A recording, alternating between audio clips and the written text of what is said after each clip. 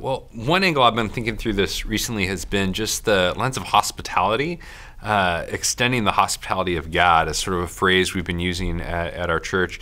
And a lot of that, I think a lot of people today are lonely, are isolated. We're way more connected than ever before online and those kind of things, but often way more isolated.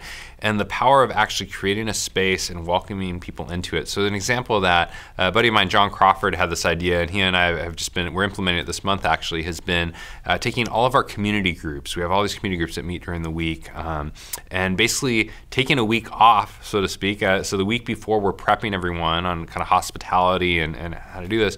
But then taking a week off, we're actually, instead of gathering as a community that week, individuals and families within the group are all intentionally praying over and inviting someone that they know over to their home for a meal, or if they don't have a good home, or they're going out to coffee or whatever. And we've tried to equip them with some intentional questions they can ask, not putting people on the spot, but actually to really get to know more about people's lives and what they believe and what they think, with the goal of hospitality. And I think one of the things that we've found, I think people are hungry to be known and to actually have a space to share some of their story and their outlook on the world. And we want to bathe that in prayer. And so the week before going into it and the week after, taking time to pray for those conversations, to pray for the people, to share together when we regather as communities with what took place there, and just see how God might move. I think we often underestimate the power of prayer. But when I first became a Christian, I remember talking to this friend of mine who's an older gentleman, and he just seemed to always be having conversations with people about Jesus. And he was talking about us. He'd say, "Oh yeah, I just had this great conversation with someone." And I asked him, I was like, "How do you do that? Like, how do you do evangelism?" And he looked at me kind of strangely, and he's like, "I just pray. I ask God every week. I pray, God, would you bring me the right person to speak to? Would you make me attentive to where I can recognize the time? Would you give me the words to say?" And God responded to those prayers. And so those themes of like hospitality and prayer, I think, can be some helpful inroads for us with evangelism today. Yeah, that's good.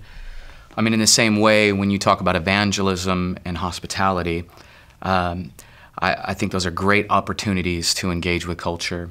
I also think intentional investment, and what I mean by that is being intentional with going to the same barber, spending concentrated time with the same barber, sitting in the barber's chair every 3 weeks and just kind of talking about life. And that's somewhat hospitality. More like every 3 months for me, but yeah. Yeah, well, you don't know what that looks like. But at the end of the day, you'll find that when you are engaging intentionally with the same people, or maybe it's a barista, they begin to open up. They begin to talk to you a lot more. They don't feel like the conversation is abrasive. I'm not challenging their worldview right out of the gate. It's much more of a relational dynamic that happens over the course of 3-4 months, where you're able to, one, talk about things that they resonate with, significance, beauty, creativity, the transcendence, all these things, or work, vocation, things that are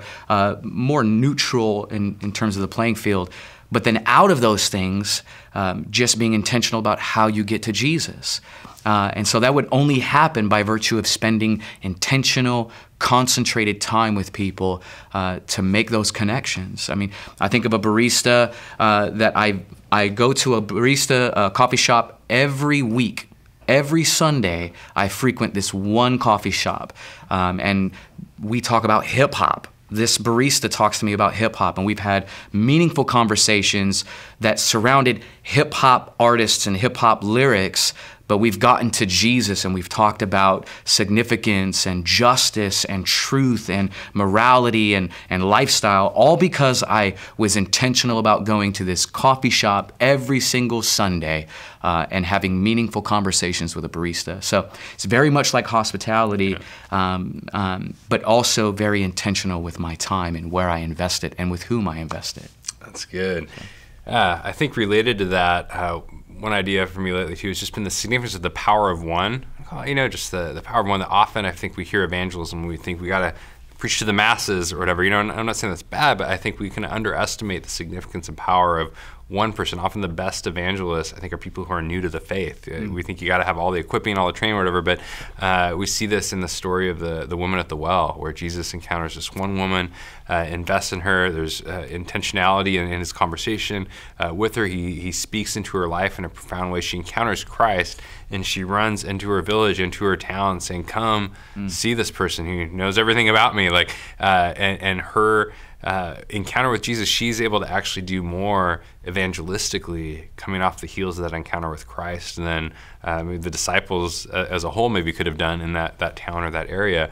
And so I think sometimes we can get maybe intimidated by the bigness of the vision, but there's just the power of that one barista, that one barber. You mentioned, the barber. I love my barber. We have a long relationship, and he's, even though I only see him every 3 months or so, but he's awesome. We've had great conversations about faith, and even when he had some hard stuff come up in his life, and I was so honored to be one of the people he called to come be with him in that and all.